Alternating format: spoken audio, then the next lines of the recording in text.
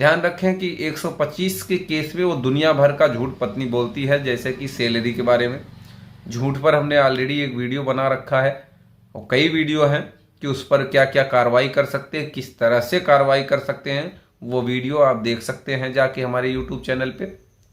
YouTube channel SP 72 कानून, एक Shivendra high court, 2 channel हमारे हैं। तो ऐसी स्थिति में आप जब भी केस करें तो पत्नी के ऊपर जब भी काउंटर करें, ध्यान रखने वाली बात है, जब भी जो केस करें फुल एविडेंस के साथ। जैसे कि अगर 125 में ही 340 की कार्रवाई करनी है तो सारे एविडेंस को लगाते हुए करें।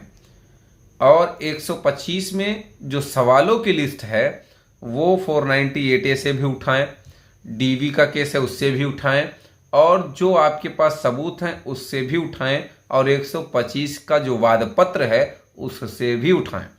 अब जैसे जो कॉमन से होते हैं सवाल, कि जैसे कि आपको मार पिटाई कब की गई, पहला सवाल। मार पिटाई की गई तो आप कहीं मेडिकल क्यों नहीं कराई, दूसरा सवाल। तीसरा सवाल ये कि अगर मेडिकल नहीं कराया तो क्यों नहीं कराया, और कराया तो कहाँ है मेडिकल, उसमें जो ये बात कही गई है इसके द्वारा टॉर्चर की, क्या वो साबित हो रही है।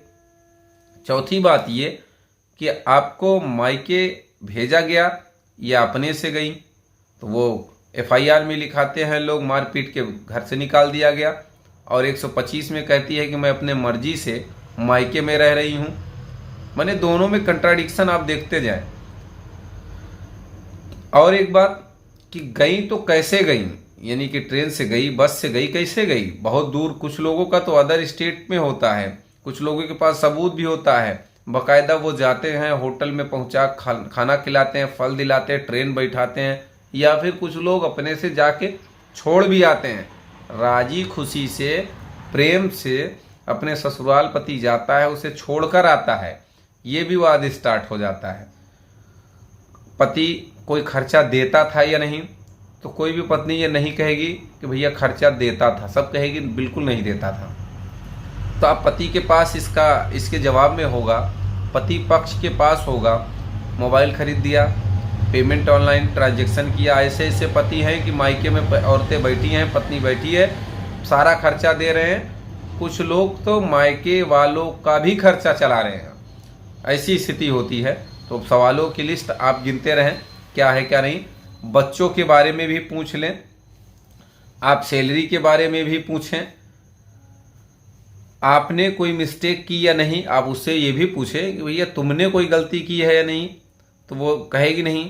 तो ऐसे लोगों भी हैं जिनके पास CCTV कैमरे की फुटेज है, क्या क्या वो नौटंकी करती है, चक्कू लेके टहल रही है, घूम रही है, तमाम ऐसी चीज़ें, रोज धमका रही, गाली फक्कड़ दे रही है।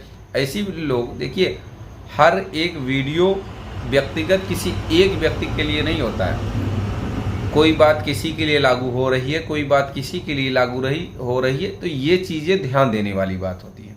दूसरी बात ये कि आपका झगड़ा ससुराल में हुआ तो किससे हुआ, और आपको किसने कब किस समय मारा पीटा, ये चीज़ कहीं नहीं मेंशन होता है कि किसने लात से मारा, किसने डंडा से मारा, किसने पेट में लात मारी। ये कॉमन सी बात हो गई, पेट में लात मारना, प्रेगनेंसी दिखाना, पेट में लात मारना, ये कॉमन सी बात हो गई है। तो ये भी सरासर गलत होती है, झूठी होती है। दूसरी बात, एक ये सवाल करें कि अगर आपके साथ इतना टॉर्चर हुआ था, इतना मार पिटाई हुई थी, आपके साथ ये सब हुआ था, तो आपने डिले FIR क्यों करी। भैया आपको तत्काल जब आप मायके गई, या तो आप बहुत बीमार थी, परेशान थी, मानसिक तनाव था, भाई इतना सब कुछ आपके साथ हो गया, ये स्वाभाविक सी बात है। तो 1 महीना, 2 महीना, 3 महीना बाद मुकदमा, 1 साल बाद, 6 महीने बाद वो मायके में बैठकर क्यों कराया गया, इसका जवाब नहीं दे पाएगी। और भाई इतना दिन बाद कराया गया तो मेडिकल भी नहीं होगा। चलिए अगली बात, आपने कौन कौन से केस किए हैं, उसमें क्या क्या लिखाया नहीं याद होगा। एक सबसे मज़ेदार सवाल कि आपको क्या क्या मिला है, ये भी लड़की नहीं बता पाएगी कि उसको क्या क्या मिला है। दूसरी बात ये कि उसका कहना है समस्त स्त्री धन छीन लिया गया। तो आपको जो समस्त स्त्री धन छीन लिया गया वो क्या क्या था आपके पास, शायद ही वो बता पाएगी। दूसरी बात ये, लोगों के पास सबूत रहता है जाते समय कि वीडियोस फोटोज आजकल हो रही हैं, तो इसलिए ध्यान रखें कि सारा एविडेंस आप रखें, एक के बाद एक दें उसको। वर्तमान या पहले के बारे में पूछ लें कि कहीं जॉब कर रही थी या नहीं, इस समय कर रही हो या नहीं कर रही हो, इसके बारे में भी पूछ लें। आपका पति आपके साथ रहना चाहता है, आपका क्या है विचार। तो ध्यान रखें, अगर ये सवाल आया तो वो सीधे कहेगी मैं भी रहना चाहती हूँ लेकिन सही से रखे तब। अब भैया सही से कैसे रखेगा, तो कोर्ट भाई ये जवाब देगा किस तरह से रहना चाहती हो, पूछेगा सवाल उससे। और अगर वो नहीं रहना चाहेगी तो वो बहानेबाजी करेगी, और अगर कहेगा कि ये रखना नहीं चाहते हैं तो आप ये कहें कि इन्होंने सेक्शन 9 का मुकदमा किया है, आप उसमें अपीयर क्यों नहीं हो रही हो। एक और सवाल आपको बता दें, बच्चे अगर बच्चे हैं तो ठीक है, नहीं है तो बच्चे अगर हैं तो उसके बारे में ये पूछे कि बच्चों की क्या राय है आपके पति पर, तो वो भी बताएंगे बच्चे भी कि हमारे माता। देखिए बच्चों को सब पता होता है, पिता कैसा है बच्चों को जरूर पता होगा। तो अगर पिता मार पिटाई करता है तो बच्चा बताएगा कि भैया मार पिटाई तो होती थी, मम्मी को मारते थे, और नहीं है तो कैसे बता देगा वो। कुछ लोग हैं बहुत भरते भी हैं बच्चों को, ये चीज़ें बहुत गलत हैं, बच्चों को ये सब चीज़ें नहीं सिखानी चाहिए।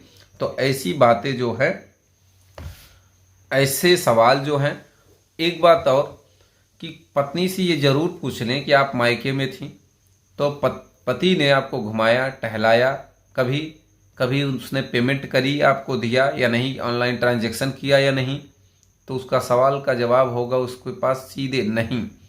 जबकि पति के पास तमाम ऐसे एविडेंस होते हैं, तमाम ऐसे पेमेंट को रिकॉर्ड होता है, ट्रांजैक्शन का रिकॉर्ड होता है कि हमने इसको दिया है। तो ऐसी स्थिति में भी वो झूठी साबित हो जाएगी।